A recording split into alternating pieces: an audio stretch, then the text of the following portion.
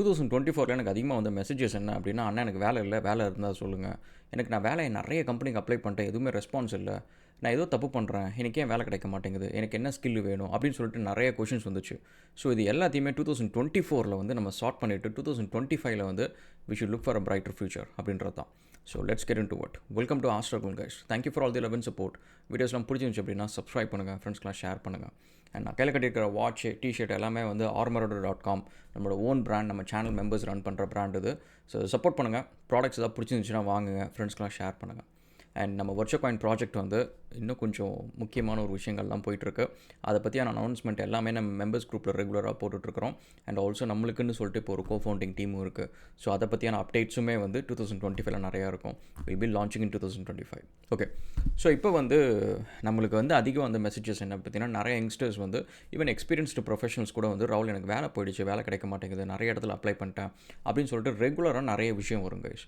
இது எல்லாத்துக்குமே வந்து பார்த்திங்கன்னா சம்டைம்ஸ் வந்து மார்க்கெட் என்ன வேணாலும் சிச்சுவேஷன் இருக்கட்டும், பட் அந்த மார்க்கெட்டில் வந்து நம்ம அப்ளை பண்ணுற பொசிஷன்ஸுக்கு வந்து நம்ம மட்டும் அப்ளை பண்ணல, ஒரு 100-200 பேர் மேலே அப்ளை பண்ணியிருப்பாங்க. அதில் யாரோ ஒருத்தங்களுக்கு வேலை கிடைக்குது, ஏன் நம்மளுக்கு கிடைக்கல அப்படின்ற இடத்த தான் நம்ம வந்து ஆக்சுவலி ஃபஸ்ட்டு ஸ்டார்ட் பண்ணணும். ஸோ நம்ம ஃபஸ்ட்டு அதை நம்ம பார்ப்போம். என்னென்ன விஷயத்தில் வந்து நம்ம இம்ப்ரூவ் பண்ணலாம், என்னென்ன விஷயத்தில் நம்ம மிஸ்டேக் பண்ணுறோம் அப்படின்றதையும் பார்ப்போம். அண்ட் ஆக்சுவலி இப்போ இந்த வீடியோ வந்து it's a very concised version. So இதே வெர்ஷன் வந்து கம்ப்ளீட்டாக எலாபரேட் பண்ணி ஒரு கம்ப்ளீட் சீரீஸாக வந்து எக்ஸ்பெக்டட் ஜாப்ஸ் தமிழில் வந்து நான் போட்டுட்ருக்கிறேன். ஸோ அதில் போய் செக் பண்ணுங்கள். So you will find it valuable. Okay, link வந்து உங்களுக்கு டிஸ்கிரிப்ஷனில் இருக்குன்னு நினைக்கிறேன். So check it out. Okay, first and foremost thing guys, நம்ம வேலைக்கு அப்ளை பண்ணுறோம் அப்படின்றப்ப வந்து ஒரு விஷயம் நல்லா ஞாபகம் வச்சுக்கோங்க கைஸ். மைண்டில் வந்து ஐயோ எனக்கு இந்த வேலை வந்து கண்டிப்பாக எனக்கு வேணும், எனக்கு இப்போ பண கஷ்டமாக இருக்குது அப்படின்றது எல்லாத்தையும் தூக்கி வச்சுட்டு ஒரு அசர்ட்டிவான ஒரு மைண்டில் நீங்கள் போங்க. அதாவது உங்களுக்கு ஏற்கனவே ஒரு வேலை இருக்குது, அந்த வேலையில் உங்களுக்கு நல்ல சம்பளம் வருது, இருந்தாலும் என் லைஃப்பில் ஒரு பெட்டர் ஆப்பர்ச்சுனிட்டி நான் சூஸ் பண்ணுறேன் அப்படின்றப்ப நீங்கள் எப்படி ஒரு வேலையை தேடுவீங்களோ அந்த மைண்ட் செட்டில் தேடுங்க. அப்போனா கிடைக்கிறதுக்கு கொஞ்சம் ஈஸியான சான்சஸ் இருக்குது. ஏன் அப்படின்னா, ஒரு ஹெச்ஆர் சைட்லேருந்து நீங்கள் பார்க்குறப்ப ஒரு கேண்டிடேட் ரொம்ப டெஸ்பரட்டாக இருக்கிற கேண்டிடேட்டும், ஒரு கேண்டிடேட் ரொம்ப டெஸ்பரட்டாக இல்லை, கண்டிஷன்ஸை டிமாண்ட் பண்ணுறாங்க அப்படின்னா அந்த ரெண்டாவது கேண்டிடேட்டுக்கு தான் அவங்க சான்ஸ் கொடுக்கணும் அப்படின்னு நினைப்பாங்க. அது ஒரு ரீசன் என்ன அப்படின்னு பார்த்தீங்கன்னா, அந்த கேண்டிடேட்டுக்கு அவங்களோட இப்போ ஹெச்ஆர் நான் பேசுகிறேன், ஒருத்தர் வந்து நீங்கள் எவ்வளோ சம்பளம் கொடுத்தாலும் நான் வரேன் அப்படின்றாரு. இன்னொருத்தர் வந்து எனக்கு இவ்வளோ சம்பளம் கொடுக்கணும், எனக்கு ஒர்க் ஃப்ரம் ஹோம் கொடுக்கணும், இதை பண்ணணும், அதை பண்ணணும் அப்படின்னு சொல்லி டிமாண்ட்ஸ் கேட்குறாங்க அப்படின்னா, ஒரு சமயம் ரொம்ப அதிகமாக கேட்டாலும் வேணான்னு சொல்லுவாங்க. பட் டிமாண்ட்ஸ் ஜென்ரலாக கேட்குறாங்க அப்படின்னாலுமே அவங்களுக்கு மார்க்கெட்டில் டிமாண்ட் இருக்குது, நம்ம கம்பெனி ஆஃபர் மட்டும் இல்லை மற்ற கம்பெனி ஆஃபர் இருக்குது அப்படின்றது ஹெச்ஆரோட மைண்ட் செட். ஸோ அப்போ வந்து ஒரு சென்ஸ் ஆஃப் அர்ஜென்சி இருக்கும், அந்த கேண்டிடேட் நம்ம எடுக்கணும் அப்படின்ற ஒரு அர்ஜென்சி இருக்கும். அதனால் ஃபர்ஸ்ட் ஆஃப் ஆல் வந்து ஒரு மைண்ட் செட், நீங்கள் எப்படி வேலையை வந்து வேணும் அப்படின்ற அப்ரோச் பண்ணுற மைண்ட் செட் வந்து அவங்க உங்கள் சைட்லேருந்து பார்க்குறப்ப டெஸ்பரேட்டாக தெரியக்கூடாது. நம்மளுக்கு வந்து இந்த வேலை இல்லைனா நம்மளுக்கு வாழ்க்கையே போச்சு அப்படின்ற டெஸ்பரேஷன் எதுவுமே தெரியக்கூடாது, ஈவன் தான் நம்ம சிச்சுவேஷன் டயராக இருந்தாலும் சரி. First thing. அண்ட் செகண்ட் வந்து உங்களை நீங்கள் ஃபஸ்ட்டு ஒருத்தவங்கள்ட்ட இன்ட்ரடியூஸ் பண்ணுறது எதில் பார்த்தீங்க அப்படின்னா, உங்களோட இமெயிலு, கவர் லெட்டரு, ரெஸ்யூமே, இது 3 தான். இது 3த்தில் ஃபண்டமெண்டலாக நிறைய பேர் பண்ணுற தப்பு என்ன அப்படின்னு பார்த்தீங்கன்னா வந்து இமெயில் அட்ரஸ் வந்து அவங்க சின்ன பிள்ளையா இருக்கிறப்ப கிரியேட் பண்ண இமெயில் அட்ரஸ் வந்து அனுப்புறது. ஃபார் எக்ஸாம்பிள் வந்து playboy@gmail.com அப்படின்னு சொல்லிட்டு நீங்கள் எப்போயோ காலேஜ் டேஸே கிரியேட் பண்ணியிருப்பீங்க. இன்றைக்கி நீங்கள் வந்து அதை வச்சு நீங்கள் ரெஸ்யூமே அனுப்பிச்சிட்டு இருந்தீங்க அப்படின்னா நேரம் வேலை கிடைக்காது. ஒரு எக்ஸாம்பிள் ஏன் அப்படின்னு நான் சொல்கிறேன். நீங்கள் ஒரு ஆஃபீஸ்க்கு போகிறீங்க, ஆஃபீஸில் வந்து நான் ஒரு ஹெச்ஆர் இருக்கேன், இன்னொரு ஹெச்ஆர் இருக்கிறாங்க. இப்போ எப்படி இருக்கும் அப்படின்னு பார்த்தீங்கன்னா வந்து ஒரு பர்டிகுலர் ஜாப் ப்ரொஃபைலுக்கு வந்து ரெக்ரூட்மெண்ட் பண்ணுறோம் அப்படின்னா அதில் 100கணக்கான ரெஸ்யூமேஸ் வந்துருக்கும். ஸோ நான் கொஞ்சம் ரெஸ்யூமே எடுத்துப்பேன், அவங்க கொஞ்சம் ரெஸ்யூமே எடுத்துப்பாங்க. 2 பேருமே இன்டர்வியூஸ் பண்ணி ஷார்ட் லிஸ்ட் பண்ணி அடுத்த ரவுண்டுக்கு, ஒரு டெக்னிக்கல் ரவுண்டுக்கு ப்ராபப்ளி என்னோட சிடிஓ கூடயோ இல்லை ஒரு டெக்னிக்கல் லீடு கூடயோ நான் வந்து லிஸ்ட் அனுப்புவேன். அந்த லிஸ்ட்டு எப்படி இருக்கும் அப்படின்னு பார்த்தீங்கன்னா, சார்ட் ஆஃப் லைக் ஒரு எக்ஸல் ஷீட் மாதிரி இருக்கும். Name, phone number, email, address, எவ்வளோ நோட்டீஸ் பீரியடு, இந்தமாரி விஷயம் எல்லாம் போட்டு கடைசியாக ரெஸ்யூமோட லிங்க், இந்த மாதிரி விஷயம்லாம் இருக்கும். ஸோ இப்போ இந்த இடத்துல வந்து நான் ஒரு ப்ரொஃபைல் அனுப்புகிறேன், அவங்க ஒரு ப்ரொஃபைல் அனுப்புகிறாங்க. நான் அனுப்புகிற ப்ரொஃபைலில் வந்து playboy@gmail.com இருக்குது, அவங்க அனுப்புகிற ஒரு ப்ரொஃபைலில் வந்து ramesh@gmail.com அப்படின்னு சொல்லிட்டு இருக்குது. இப்போ இந்த 2 ப்ரொஃபைலையும் வந்து 2 ஹெச்ஆர் அனுப்புகிறப்ப நாங்கள் 2 பேரும் ஹெச்ஆர் ஈக்குவல் பொசிஷனில் இருக்கிறோம். ஸோ எங்கள் 2 பேர்த்தையும் ஒரு சிடிஓவோ ஒரு டெக்னிக்கல் லீடோ வந்து அசஸ் பண்ணுறப்ப அவங்க ஃபஸ்ட்டு கேட்குற கொஷின் என்னென்னா, என்னங்க இந்தமாரி ப்ரொஃபைல் அனுப்புகிறீங்க அப்படின்ற மாதிரி இருக்கும். ஸோ அதனால் உங்களோட ப்ரெசன்டேஷன் வைஸ் வந்து உங்கள் மேலே எந்த ஒரு சின்ன குறையும் சொல்கிற அளவுக்கு வச்சுக்காதீங்க. ஸோ இந்தமாதிரி சில்லியான இமெயில்ஸு, dearlover@gmail.com, நம்மளுக்கு இதெல்லாம் ஆக்சுவலி வந்துச்சு. இந்தமாரி இமெயில்ஸ்லாம் நிறையா வரும், இந்தமாதிரி ரெஸ்யூமேஸ்லாம் வரும். ஸோ அதுலேருந்து எதுலேயுமே வந்து வேலையை அப்ளை பண்ணாதீங்க. முக்கால்வாசி வந்து அவங்களுக்கு வேறு வழியே இல்லைனா தான் உங்களை எடுப்பாங்க. ஸோ அந்தமாரி நிறைய நேரத்தில் நீங்கள் ஸ்க்ரீனிங்லேயே வெளில போயிடுவீங்க. ஸோ அதனால் ப்ரொஃபஷனலாக ஒரு இமெயில் க்ரியேட் பண்ணிவிட்டு அதிலிருந்து அப்ளை பண்ணுங்கள், ஃபர்ஸ்ட் திங். அண்ட் செகண்ட் வந்து கவர் லெட்டர். கவர் லெட்டருக்குன்னே சொல்லிட்டு நான் செப்பரேட்டாக ஒரு வீடியோ நான் ஒன்று போட போகிறேன், டீட்டெயில்டு வீடியோ போட போகிறேன். ஏன்னா அந்த ஒரு விஷயந்தான் வந்து உங்கள் ரெஸ்யூமே அவங்க பார்க்குறதுக்கு ஃபஸ்ட்டு பண்ண போகிற ஒரு உதவி எது அப்படின்னு பார்த்தீங்கன்னா கவர் லெட்டர். ஸோ கவர் லெட்டரை பொறுத்த வரைக்கும் ஒரு ஹெச்ஆர் சைட்லேருந்து அவங்க பார்க்குறப்ப அதில் என்ன தெரியணும் அப்படின்னு பார்த்தீங்கன்னா, உங்களுக்கு என்ன ஸ்கில் செட்டு, எவ்வளோ இயர்ஸ் ஆஃப் எக்ஸ்பீரியன்ஸு, கரண்ட்டாக ஒர்க் பண்ணுறீங்களா இல்லையா, உங்களோட நோட்டீஸ் பீரியட் என்ன, இப்படின்ற மாரி ஒரு செட் ஆஃப் இன்ஃபர்மேஷன்.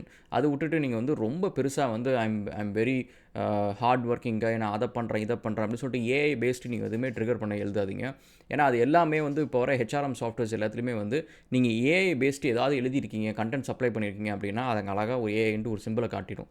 ஸோ உங்களோட ஒரிஜினாலிட்டி இல்லாமல் போயிடும். ஸோ ஏஐ வச்சு நீங்கள் படித்தாலும் சரி, உங்களோட ஓன் வேர்ட்ஸில் நீங்கள் கவர் லெட்டர் எப்போவுமே எழுதுங்க ஃபர்ஸ்ட் திங். அண்ட் நெக்ஸ்ட் வந்து உங்களோட ரெஸ்யூமே கைஸ். ரெஸ்யூமே வந்து உங்கள் தலையெழுத்தை மாற்றுறதுக்கான ஒரே விஷயம் வந்து உங்கள் ரெஸ்யூமே. ஸோ ரெஸ்யூமே பொறுத்த வரைக்கும் தேவையில்லாத அன்வான்ட் விஷயம், இதை நான் டீட்டெயில்டாக செப்பரேட்டாக எக்ஸ்பர்ட் ஜாப்ஸில் ஒரு வீடியோ போடுறேன். தேவையில்லாத அன்வான்ட் விஷயத்தில் இதை எடுத்துருங்க. செகண்ட் வந்து டெம்ப்ளேட் வந்து கொஞ்சம் மாடர்னாக வச்சுக்கோங்க. பழைய டெம்ப்ளேட்டே வந்து 10-20 வருஷமாக அப்டேட் பண்ணிகிட்டே இருக்காதிங்க. அண்ட் நெக்ஸ்ட் என்னோட ரெஸ்யூமே அப்படி தான் இருக்கும். நான் அப்டேட்டே பண்ணியிருக்க மாட்டேன். ஏன் அப்படின்னா, நம்மளுக்கு எப்படி இருந்தாலும் டிமாண்ட் இருக்குது, இன்னும் அப்பப்போ ஒர்க் வந்துக்கிட்டு இருக்குது அப்படின்றதுனால. இப்போ ஜென்ரலாக நீங்கள் வந்து ஒன்று அனுப்புகிறீங்க அப்படின்னா ஒரு மாடர்னான ஒரு டெம்ப்ளேட் வச்சுக்கோங்க. ஒரு மாடர்னான ஒரு ஃபாண்ட்டு பார்க்குறதுக்கு வந்து உங்களுக்கு ஈஸியாக இருக்கணும். அண்ட் ஆல்சோ ஒரு பிளாக் பேக்ரவுண்டில் எதுவுமே பண்ணாங்க. இப்போ நிறைய பேர் வந்து கிராஃபிக் வந்து ரொம்ப அழகாக டிசைன் பண்ணி டெம்ப்ளேட் கொடுக்குறாங்க. சம்டைம்ஸ் வந்து என்னென்னா, இந்த ரெஸ்யூமேஸ் எல்லாத்தையுமே பிரிண்ட் பண்ணி அடுத்த ரவுண்ட் ஆஃப் இன்டர்வியூக்கு வந்து அவங்கள்ட்ட மேபி பேப்பராக கூட கொடுப்பாங்க. அப்படி கொடுக்குறப்ப பிளாக்கில் பேக்ரவுண்ட் இருந்துச்சு அப்படின்னா நிறைய பிரிண்டர் இங்கே வேஸ்ட் ஆகும். சம்டைம்ஸ் வந்து இரிட்டேட்டிங்காக இருக்கும். அது பார்க்குற ஹெச்ஆருக்கும் சரி, சிடிஓ யாருக்காக இருந்தாலும் சரி, என்னடா நம்ம கம்பெனி காசு வந்து இவ்வளோ வேஸ்ட் பண்ணுறாங்க அப்படின்ற மாதிரி இருக்கும். ஸோ முக்கால்வாசி அது வந்து ஒரு people may not like it. So அதனால் பேக் கலர் பிளாக்லாம் வைக்காதீங்க, பிளெயின் ஒயிட்டில் வைங்க. அண்ட் உங்கள் ரெஸ்யூமையை பொறுத்த வரைக்கும் keep it very simple. So simple இந்த சென்ஸ் வந்து நீங்கள் என்ன ஜாபுக்கு அப்ளை பண்ணுறீங்களோ அது ரிலேட்டடான இன்ஃபர்மேஷன் மட்டும் பண்ணுங்கள். நீங்கள் வந்து எனக்கு ஃபோட்டோகிராஃபி தெரியும், எனக்கு வந்து மார்ஷல் ஆர்ட்ஸ் தெரியும், இதெல்லாம் நீங்கள் வந்து கேட்காதீங்க. அந்த ஜாபுக்கு அதுக்கும் கண்டிப்பாக சம்மந்தம் கிடையாது. And they may not even like it. And also உங்களுக்கு வந்து அடிஷ்னல் ஸ்கில் செட் வந்து நான் ஒரு சிவில் இன்ஜினியர், பட் ஆனால் எனக்கு வந்து இது தெரியும், எனக்கு கிராஃபிக் டிசைன் தெரியும், எனக்கு அது தெரியும், அந்த ஜாபுக்கு இது எந்த விதத்துலையும் சப்போர்ட் பண்ண போகிறது இல்லை அப்படின்னா அது எதையுமே நீங்கள் ஆட் பண்ணாதீங்க.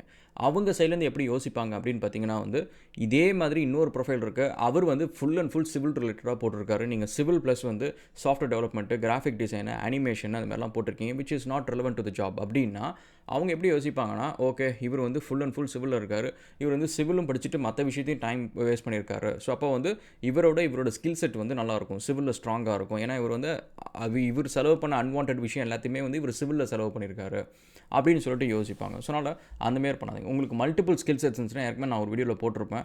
எனக்கு நீங்கள் பார்த்தீங்கன்னா எக்கச்சக்கமாக ரெஸ்யூமேஸ் இருக்கும். ஒரு ட்ரெயினருக்கு ஒரு ரெஸ்யூமே இருக்கும், சிஇஓக்கு இருக்கும், சிடிஓவுக்கு இருக்கும், சாஃப்ட்வேர் டெவலப்பருக்கு இருக்கும், சிவில் இன்ஜினியருக்கு இருக்கும். அண்ட் இதுமாரி எல்லா ப்ரொஃபைலும் நான் என்னென்ன விஷயத்தில் நான் வேலை செஞ்சேனோ அது எல்லா ப்ரொஃபைலுமே செப்பரேட்டாக ரெஸ்யூமேஸ் வச்சுப்பேன். அதை எப்போவுமே அப்டேட் பண்ணி வச்சுப்பேன். நான் ஒரு ப்ரொஃபைலுக்கு அப்ளை பண்ணுறேன் அப்படின்னா அதுக்கு ஏற்ற ப்ரொஃபைல் எடுத்து தான் நான் அப்ளை பண்ணுவேன்.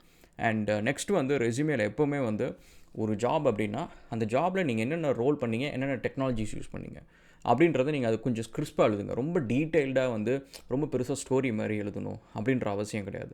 அண்ட் சம்டைம்ஸ் வந்து ஒவ்வொரு ஜாப் ப்ரொஃபைலையும் நீங்கள் என்ன சார்ட் ஆஃப் கிளைண்ட்ஸ் கிட்ட வேலை செஞ்சீங்க அப்படின்றதையும் சம்டைம்ஸ் போடுங்க. இப்போ வந்து ஃபார் எக்ஸாம்பிள் நீங்கள் சாம்சங் கூட வேலை செஞ்சுருக்கீங்க, எல்ஜி கூட, சோனி கூட, அந்த மாதிரி பெரிய பெரிய கம்பெனிஸ் கூட வேலை செஞ்சுருக்கீங்க அப்படின்னா தட் லுக்ஸ் வெரி இம்ப்ரெசிவ். நீங்கள் மைக்ரோசாஃப்ட்டில் வந்து ஆப்பிள் கூட வேலை செஞ்சுருக்கீங்க அப்படின்னு சொல்லிட்டு பெரிய பெரிய பிராண்ட் நேம்ஸ், பெரிய பெரிய கம்பெனிஸ் கூட நீங்கள் ப்ராஜெக்ட்ஸ் பண்ணியிருக்கீங்க அப்படின்னா அது எல்லாத்தையுமே அங்கே போடுங்க. Because it is got is weightages. ஏன்னா ரெக்ரூட்டர்ஸ்க்கு வந்து அந்த எல்லா கம்பெனிஸுமே வந்து அது டக்குன்னு அந்த பேரை படிக்கிறப்பே தெரியும் என்ன வேல்யூ ஆஃப் ப்ராஜெக்ட்ஸ் அவங்க பண்ணுவாங்க, அதில் என்ன மாரி ப்ராஜெக்ட்ஸ் இருக்கும், என்ன ஹை குவாலிட்டி இருக்கும், அது நம்மளோட எக்ஸ்பெக்டேஷனுக்கு மேட்ச் ஆகுமா அப்படின்ற நிறைய விஷயம் வந்து they'll get it. So that's one thing. And next வந்து ரெஸ்யூமேல கண்டிப்பாக ஒரு டேட் ஒன்று போடுங்க. எப்போவுமே அது closest to the current date போடுங்க. ரொம்ப பழைய டேட் அப்படின்னு பார்க்குறப்ப அவங்க வந்து இது ரெஸ்யூமே அப்டேட் ஆகலை அப்படின்னு சொல்லிட்டு உங்கள் ப்ரொஃபைல் இன்ட்ரெஸ்ட் இருந்தாலுமே திரும்ப வந்து அப்டேட்டட் ப்ரொஃபைல் கொடுங்க, ரெஸ்யூமே கொடுங்க அப்படின்னு சொல்லிட்டு கேட்பாங்க. ஸோ டேட் எப்போவுமே அப்டேட் பண்ணுங்கள். லொக்கேஷனும் போடுங்க. லொக்கேஷன் இந்த சென்ஸ் வந்து இப்போ நீங்கள் சிட்னியில் அப்ளை பண்ணுறீங்க ஒரு ஜாபுக்கு அப்படின்னா சிட்னி அப்படின்னு போடுங்க. இல்லை இப்போ நீங்கள் சென்னையிலேருந்து பண்ணுறீங்க அப்படின்னா சென்னைன்னு போடுங்க. ஐ மீன் லைக் அந்த லொக்கேஷனில் நீங்கள் இருந்தால். ஒருவேளை நீங்கள் பெங்களூரில் இருக்க ஒரு ஜாபுக்கு அப்ளை பண்ணுறீங்க ஆனால் நீங்கள் சென்னையில் இருக்கிறீங்க அப்படின்னா அந்த சென்னைன்ற லொக்கேஷனை நீங்கள் மென்ஷன் பண்ணுங்கள். ஏன் சம்டைம்ஸ் வந்து அவங்க ரீலொகேஷனுக்கு வந்து அவங்க வந்து இன்ட்ரெஸ்டடாக இருந்தாங்க அப்படின்னா தேல் ப்ரொவைட் ரீலொகேஷன் சார்ஜஸ்.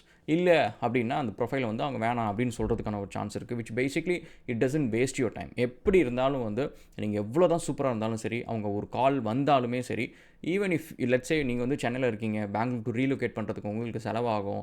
அண்ட் ஏன்னா ஆல்சோ நீங்கள் ஒரு வேலைக்கு போகிறீங்க அப்படின்னா அந்த ப்ரொபேஷன் பீரியட் கூட இருக்கும். ஸோ இவ்வளோ ரிஸ்க் எடுத்து அங்கே போய் கடைசி அந்த ப்ரொபேஷன் பீரியடில் உங்களை ரிஜெக்ட் பண்ணிட்டாங்க அப்படின்னா then all your efforts will go wasted. So அதனால் லொக்கேஷன் போடுங்க, so that they know. And also notice பீரியடை பொறுத்த வரைக்கும் நீங்கள் கவர் லெட்டர்லையும் போட்டுக்கலாம், இல்லை ஃபர்ஸ்ட் ரவுண்ட் ஆஃப் இன்டர்வியூலையும் கூட நீங்கள் சொல்லிக்கலாம். அண்ட் ப்ளஸ் வந்து ரெஸ்யூமேல வந்து நீங்கள் பண்ண சர்டிஃபிகேஷனோட லோகோஸ்லாம் கூட நீங்கள் போட்டுக்கலாம். அண்ட் கிறிஸ்பாக நீங்கள் இப்போ உங்களோட ஸ்கில் செட் நீங்கள் போட்டுக்கலாம். ப்ராஜெக்ட் மேனேஜ்மெண்ட்டில் என்ன சாஃப்ட்வேர் யூஸ் பண்ணியிருக்கேன், அண்ட் சாஃப்ட்வேர் டெவலப்மெண்ட்டில் என்னென்ன ப்ரோக்ராமிங் லாங்குவேஜஸ் எனக்கு தெரியும், அந்தமாரி வந்து ஏதாவது க்ளவுட் டெக்னாலஜிஸ் இந்த விஷயத்தை எல்லாத்தையுமே வந்து நீங்கள் சின்ன லோகோஸாக போட்டுக்கலாம். சர்டிஃபிகேஷன் வாங்கியிருக்கீங்க அப்படின்னா அந்த சர்டிஃபிகேஷன் லோகோஸும் நீங்கள் போட்டுக்கலாம். ஸோ இந்தமாரி விஷயம் எல்லாமே வந்து நம்ம பண்ணலாம். இதை தாண்டியும் வந்து இன்னும் நிறைய விஷயம் இருக்குது கைஸ். உங்கள் லிங்க்டின் ப்ரொஃபைல் அப்டேட் பண்ணுறதுலேருந்து இதுமாதிரி நிறைய விஷயம் இருக்குது. இது எல்லாத்தையுமே வந்து நம்ம ஒரு ஃபுல் சீரீஸாக வந்து எக்ஸ்பெக்டட் ஜாப்ஸில் வந்து நான் போடுறேன். ஸோ அதை செக் பண்ணுங்கள். ஓகே, ஸோ 2024 வந்து let us take a resolution that 2025 வந்து within the end of that year வந்து we will change our life அப்படின்றது தான். ஸோ அதனால் என் கூட கம்ப்ளீட் பண்ண போகிறீங்க. 2025 பிகினிங் வந்து 2024 டிசம்பர் 31 அன்றைக்கி நம்ம லைவோடு ஆரம்பிக்க போகிறோம்.